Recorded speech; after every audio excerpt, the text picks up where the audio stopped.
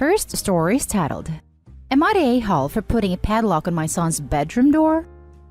My female 41, son 22, left for basic training last Friday. I cried for days and I miss him very much. He called once to let me know that he was safe, but I most likely will not get to talk to him for the next 12 weeks. I went to grocery store on Sunday, and when I came home, I heard my daughter, 16 female, screaming at my middle son, 20 male.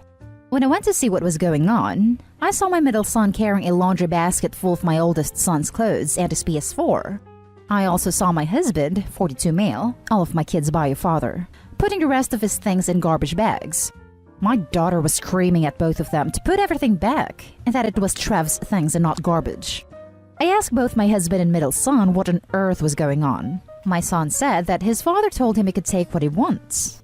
At that point, I was livid with both of them and said that this was still Trev's home, and that until he told me otherwise, those were still his things and they will be kept in his room until he asks for them. My husband said that it didn't matter. Trev was a man now, and his home would be wherever the military sent him. I told my husband that he was being cruel to Trev and that this would always be his home. My daughter was hysterical at this point, and I told them both that they were despicable for treating his room and things like a shopping mall. The next day, I went out and bought a padlock for his bedroom door, and I have one key in the glove box of my car, and the other will be taken to my office and locked in my filing cabinet.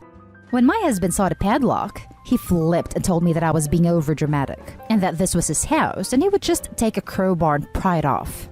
I told my husband and Jeff that if I saw either of them in that room again, or found that someone tampered with the lock, they would both be out of the house. My husband is now calling me a grieving war widow, and my middle son is saying that he is entitled to the bigger room now that Trev is gone.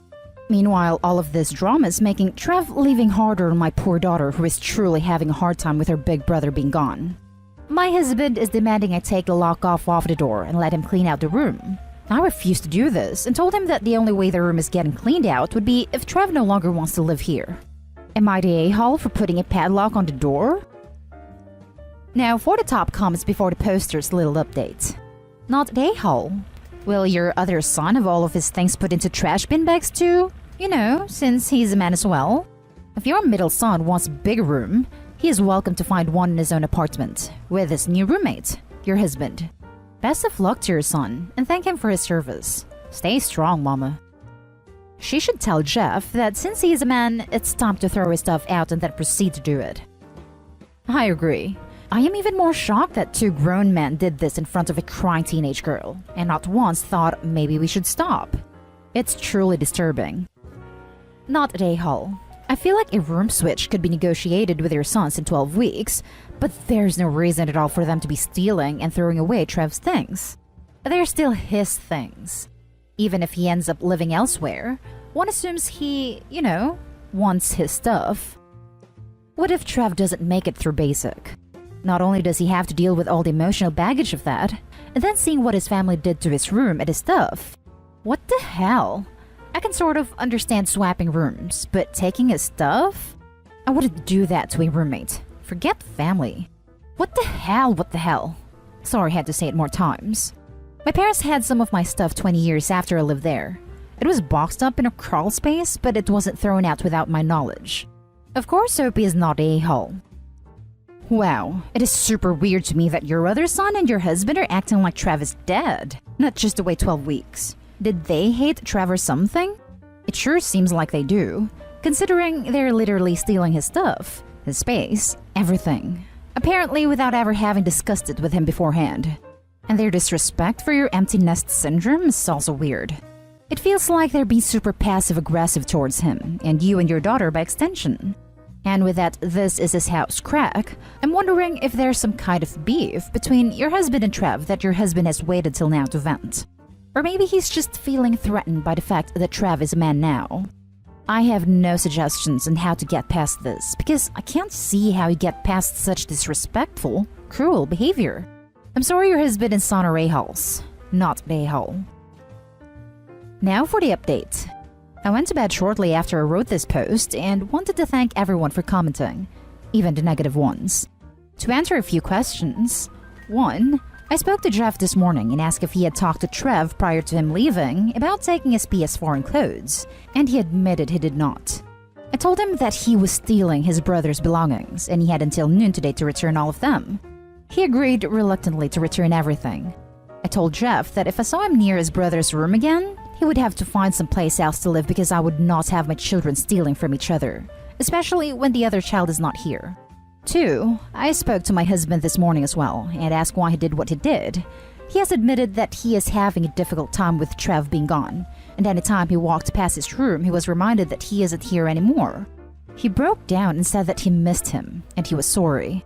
He too agreed that what they were doing was wrong, and said that he would put everything back the way it was until Trev came home and decided what to do with his things, / what he planned to take when he got to his permanent duty station. My husband is former Navy, and he said that he is not there to protect his son, and he is scared. He has seen combat and does not want his son to have to see the things that he saw. 3. The entire family agreed that Trev's room would be left the way it was while he was in boot camp / training school, especially since he was only able to take his clothes on his back and his phone when he left for basic. The agreement was that when he was sent to his permanent duty station, he would make an inventory of the items he needed and we would store / donate what he did not want and ship the things that would not fit into his suitcase. 4. My daughter and her Bubba are very close. This transition has been very hard on her, which in turn has made things worse for me because not only am I concerned about my son, but I'm concerned about my poor daughter who is clearly struggling with him being gone. My husband and I discussed it, and we think it is wise to find her someone to talk to, or even a sibling support group for active duty military where she can go and talk about her feelings and fears. Now for the next story. Am I the a-hole for giving my husband a taste of his own medicine and buying him a generic gift for his birthday? Okay, so here's the deal. Every time any celebration comes up, whether it be my husband's birthday, Valentine's Day, Christmas, Easter, you get the gist, I always try to go above and beyond and get my husband a meaningful gift. It usually is something particular to do with his hobbies. Items from a clothing brand he likes, useful gifts, games I know he wants. I always put loads of thought into the gifts and the packaging, etc.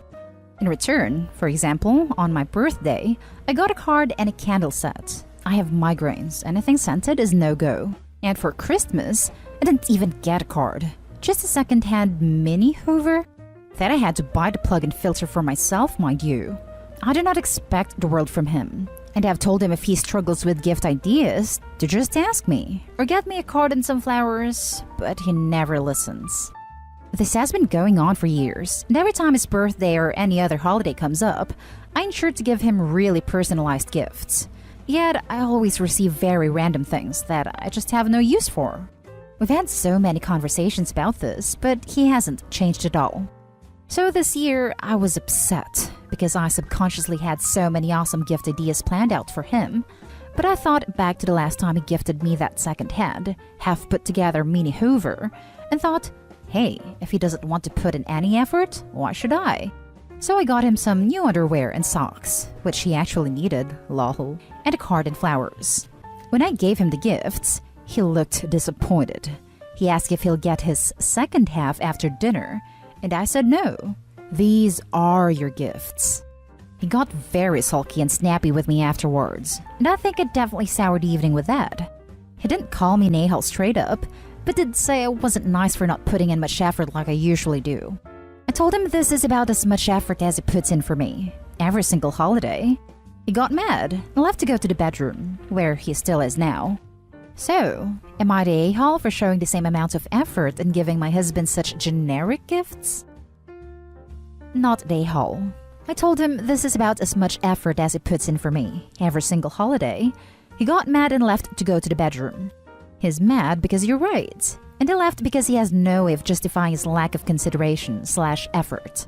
You've talked to him about this before, told him to ask you for gift ideas or just give you flowers, and he simply hasn't bothered. But with the complete lack of care he shows you, he feels entirely entitled to you going above and beyond for him. He's an a-hole, and he needs to change. 100%. He can rot until he changes. Not the a-hole, and all of these stories that get posted of extremely thoughtless, lazy, and / or disappointing husbands are way too common. It's because our society makes it okay for men to be inept as husbands and fathers. I don't watch much TV anymore, but it's treated as humorous for men to suck at domestic labor.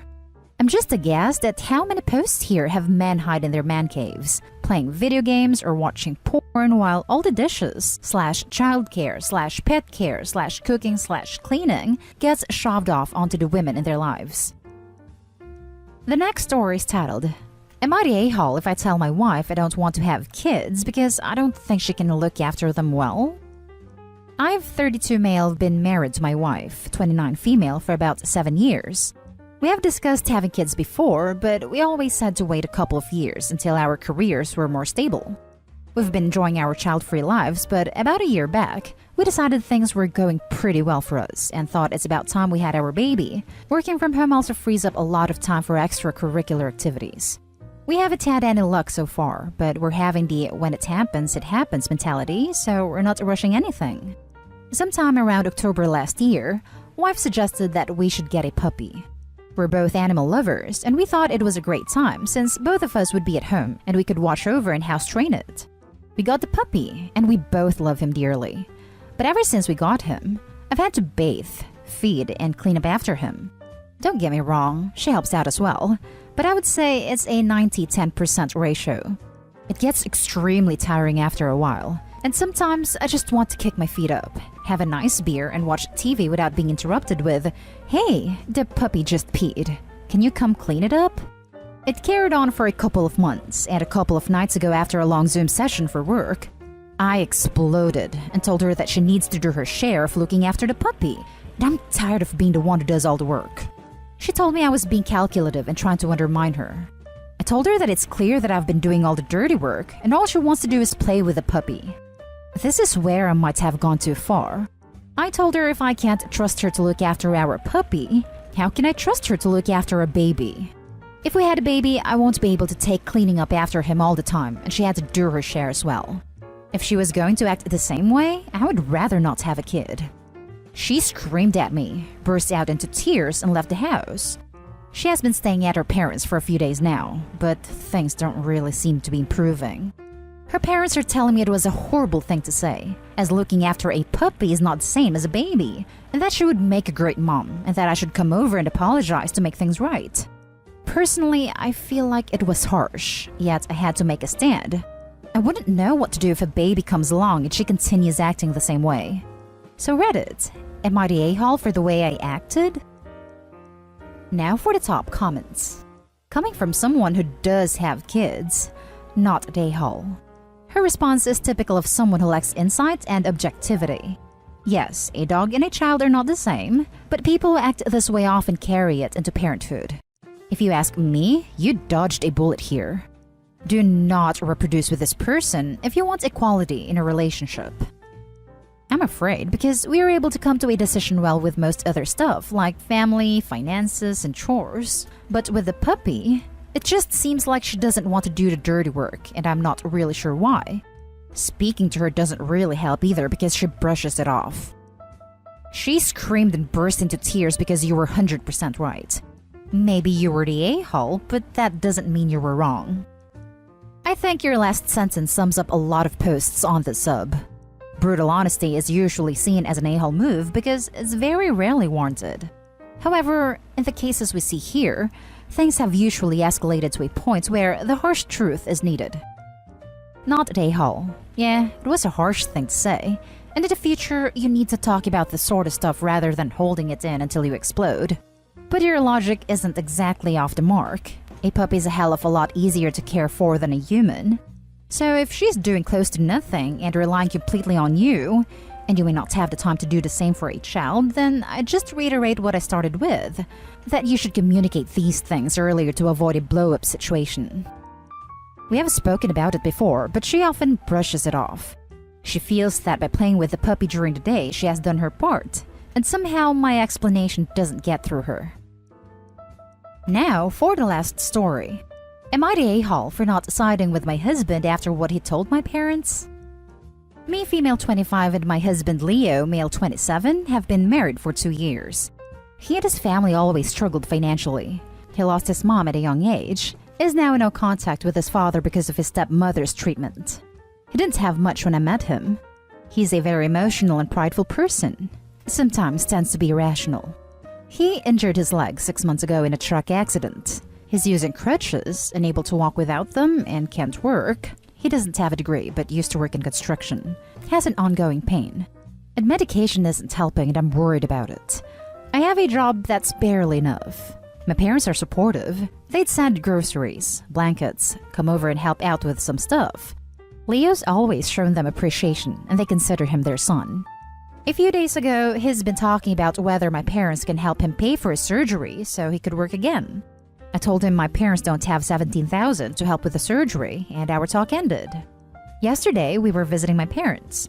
We were sitting talking when Leo started complaining about his leg and being unable to work, and went on about the cost of surgery to my parents, and they nodded, feeling sorry for us. Leo asked them if they could help by giving us $17,000 for the surgery. My dad politely told him they don't have that kind of money. Then Leo, out of nowhere, mentioned my sister's college fund and asked if they could use some of it to help out. I was shocked. My dad started berating him for bringing it up and told him that this is their daughter's future that they don't take lightly. Said he didn't appreciate Leo's inconsiderate behavior to be asking this, but Leo kept talking about paying them back. But how can he pay back $17,000? He looked at me almost tearing up. Then my dad asked us to leave because he thought I agreed with Leo, but I was dumbfounded. I had no idea I'd do this. We got home. Leo was upset I let my parents berate him. Said he was stunned by my reaction and said that he's my husband and I'm the one who knows how much he's suffering and should understand his situation. We had an argument. I lashed out at him. I told him he had no right to even mention my sister's future and put me and my parents in this awful situation. I told him to stop it after he said he'd pay them back, but we both know he won't be able to. After arguing, I left the room to calm down. I was surprised to see him crying in the room. I felt terrible, mostly helpless because I understand he's looking for help. But my parents are upset with me now and I can't even call them. My sister is 16. I wish I could say no a-holes here because the desperation of your husband hits me hard. I feel a little bummed that there's going to be a flood of comments berating him for the horrible behavior, but I kinda get it. Constant pain makes you go crazy. Pride is even harder to swallow when you feel useless all the time. The anxiety of astronomical medical bills in the United States is a nightmare. Of course, even so, his behavior was unacceptable and crossed into a-hole territory. Therefore, not an a-hole. Best of luck, Opie. Please reach out to your parents. Please communicate with your husband. I'm really hoping you guys get on the same page. I think the core verdict here is FPHITA. For-profit healthcare is the a-hole. Not an a-hole. It sure takes a certain amount of something to ask your in-laws to give you your sister-in-law's college fund after your wife told you they could not afford to do so. I understand he is in pain, but that does not excuse his behavior, and the fact has made it so your parents are also upset with you is pretty horrible. I don't know, as someone who suffers from chronic pains as a result of a childhood accident, so slightly different situation from Opie's husband, there are times when I'm just so done with everything that I beg anyone for help. I can't help but empathize with Opie's husband because I remember how absolutely painful it was knowing treatment existed, but it was too expensive for me to afford. My injury became not just physical, but also mental. I feel like the biggest a-hole here is life and whatever insurance system, I'm guessing US but not sure, exists that makes necessary treatments $17,000. Added to clarify that I agree with not an a-hole. I'm just having a hard time calling the husband an a-hole. And that's the end of this video, folks. As always, leave a comment and hit like and subscribe. And if you want more of this content, turn your notification on to get updated on the latest videos. And I'll catch you in the next one. Stay safe.